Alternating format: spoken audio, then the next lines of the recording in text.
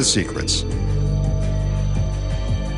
First, concealed in his right hand is a retractable cord that goes inside his jacket to a spring-loaded key ring on his belt. Attached to the end is a suction cup that easily sticks to the smooth light bulb. When it appears that he is preparing to crush the bulb between his hands, he's actually just sticking the suction cup to the sides. See? Now when he pretends to pulverize the bulb into nothing, he's really just hiding it in his hand so we don't see it being pulled away by the retractable line. He then makes some mystical waves of his hand, and it appears the bulb has vanished. But now you know where it went. Next, the magician will demonstrate a card trick with a dangerous twist. We want you to know up front, this is not something you want to attempt at home.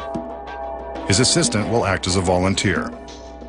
The magician begins with an ordinary deck of playing cards. He fans them, then shows them to his beautiful volunteer.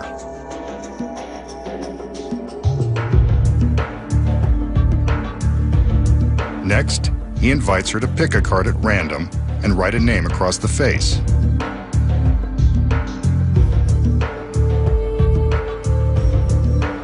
I would have asked her to write her phone number.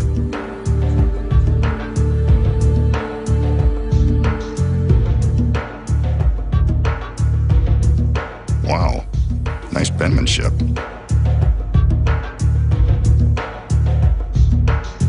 The magician takes the card and does some scribbling of his own, drawing a line beneath the name. He shows it to the girl,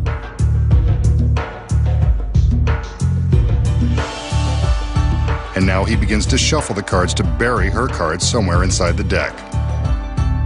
He offers the cards to her as he removes a very imposing samurai sword from its scabbard.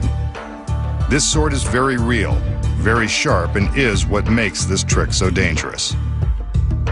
He takes the cards from the girl and positions them in his left hand. With his right, he picks up the sword. He carefully slides the sword into his hand, balancing the deck on the blade. Watch as he counts to 3 and flips the cards into the air, stabbing into them. One card is impaled on the sword, wouldn't you know? There's the girl's chosen 3 of spades, complete with her handwriting. It's a good trick to impress the girls, but I still would have asked for a number.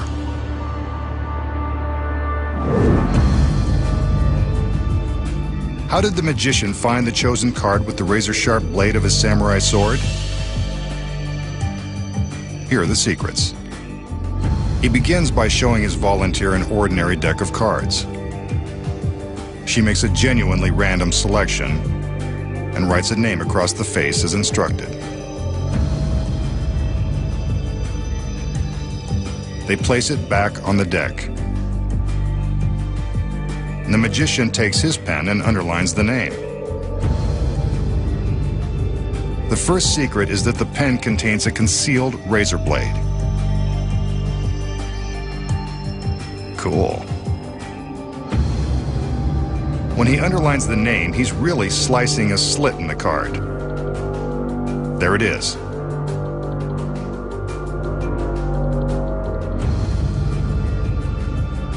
Next, when he shuffles the cards, he's really using a phony shuffle that allows the chosen card to remain undisturbed on the bottom of the deck. See? There's her card. In slow motion, we can see how he's only shuffling the top cards, leaving the bottom card untouched. Next, he balances the deck on the blade of the sword. What he's really doing is sliding the sword through the slit he cut with the razor pen.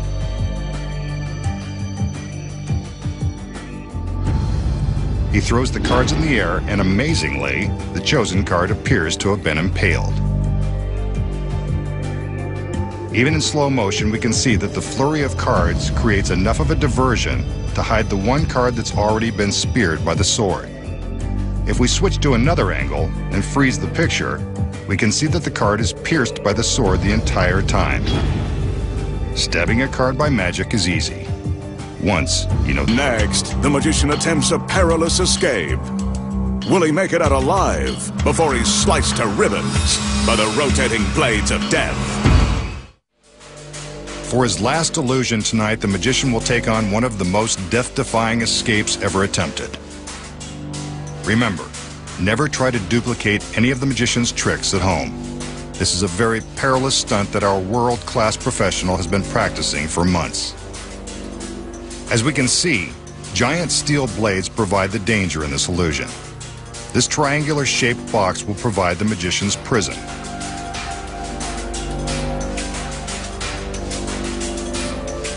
The razor-sharp blades are held at the ends of the steel rails by a rope.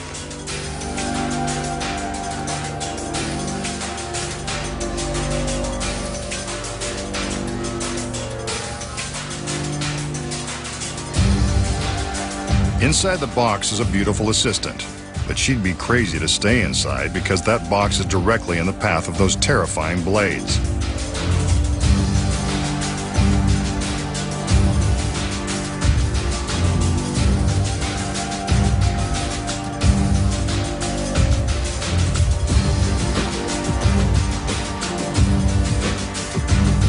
The magician releases a safety cable on one of the blades. Now things are getting dangerous.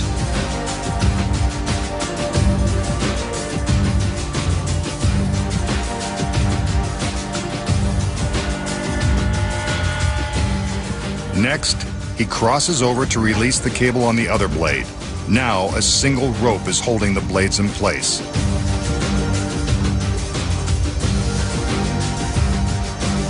Again, do not attempt anything like this at home.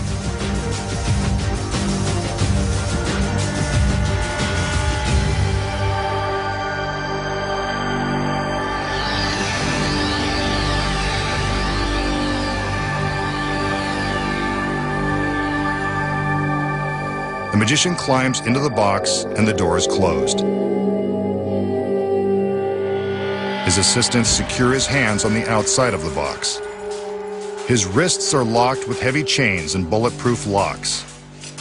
With his hands shackled on either side of the box, the magician has no way to reach the chains or pick the locks. His goal will be to escape before the blades travel down the rails and into the box, slicing him to ribbons.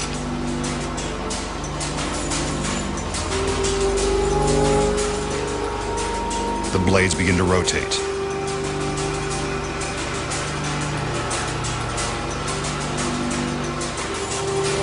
He struggles with the chains. Better hurry, those blades won't wait. Next, the other assistant returns with a torch. She uses the torch to set fire to the rope. When it burns through, the blades will be sent crashing into the box and the magician. His hands are free, but he's not out. There they go. They slammed into the box, and he didn't get out in time. They're still spinning. All hope of escape is now lost. The executioner is back to open the box. This won't be pretty. He's gone. Where did he go? Right here, of course. The magician is turned into the executioner, safe and sound, with his beautiful girls by his side. How did he do it?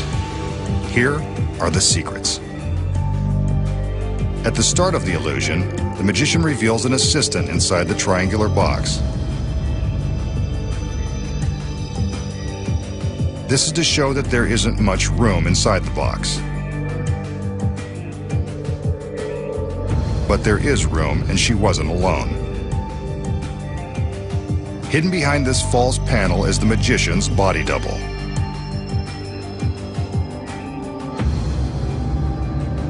He's in place before the magician ever steps inside.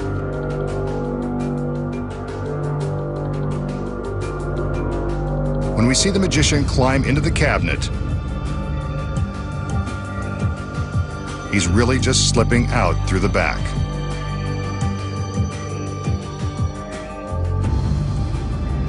From behind, we can see him sneak out, leaving his double inside. The double then slides back to replace the magician, and it's his hand we see being shackled and chained. Next, the double flips a switch to activate the blades.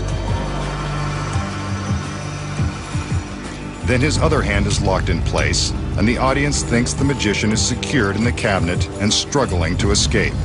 Meanwhile, the magician is being wheeled off stage inside the staircase the assistants use to reach the top of the box. With the spinning blades and flaming torches, the audience doesn't even notice that the girls are taking the staircase off stage. Next, the executioner enters to light the rope and add some danger. Off stage, the magician is slipping into an identical executioner's robe. Now, while the rope is burning, we see the double slip out of the manacles. But how? He simply slides his hands out of the chains and into the box because the chains have been rigged. The metal frame that holds the chains contains a spring-loaded pulley which allows him to slide the chains out, releasing enough slack to slip his hands through. The audience thinks they see the flames burn through the rope, sending the blades into the box. But inside, it's really the double pulling a ripcord and releasing the blades. The burning rope is just for dramatic effect. But how does the double escape being sliced to shreds by the blades? With the front of the box open, we can see that the blades are carefully positioned to enter the front half of the box.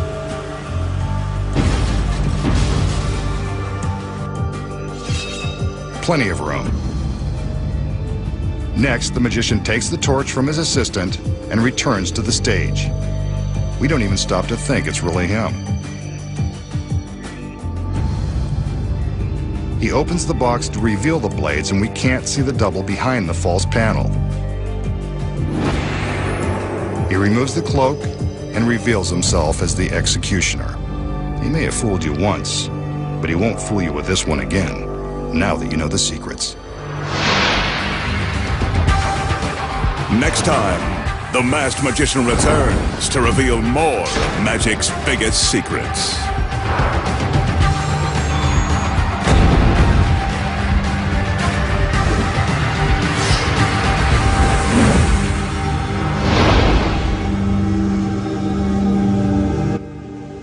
Harley bricks. That's what I do. Doesn't make no difference to me if it's Dusseldorf or Darlington. If you embarrass us, we'll come down on you like a ton of bricks. A very appropriate metaphor, Mr. Temple. Our Feed His Own Pet, Tuesday and Wednesday at 9 o'clock on ITV4.